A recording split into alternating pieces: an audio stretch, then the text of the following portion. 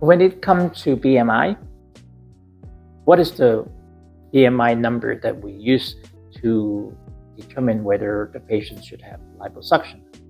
First of all, when liposuction was invented, it was meant to remove localized fat where people, no matter what they do, they exercise or diet, they cannot remove that area.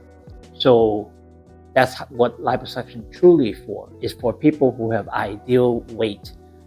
However, because of the technology improvement and the safety record of liposuction, now people are extended to a higher BMI.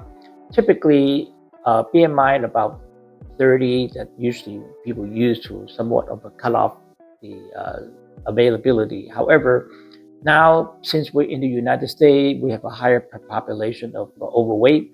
So the BMI has somewhat have gone beyond that. So I can only give you my personal experience. I find that patient who has BMI less than 30, they have a lot more successful result and more long-lasting result. Anyone who is between 30 and 35, they do have a good result after the procedure. However, some of those people tend to have a history of recurrence. So what do I mean by recurrence? I mean that they gain the weight back.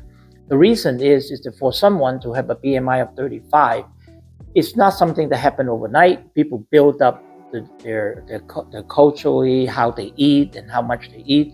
And so for someone to gain to a BMI of 35, so they must have some kind of eating habit to achieve that level.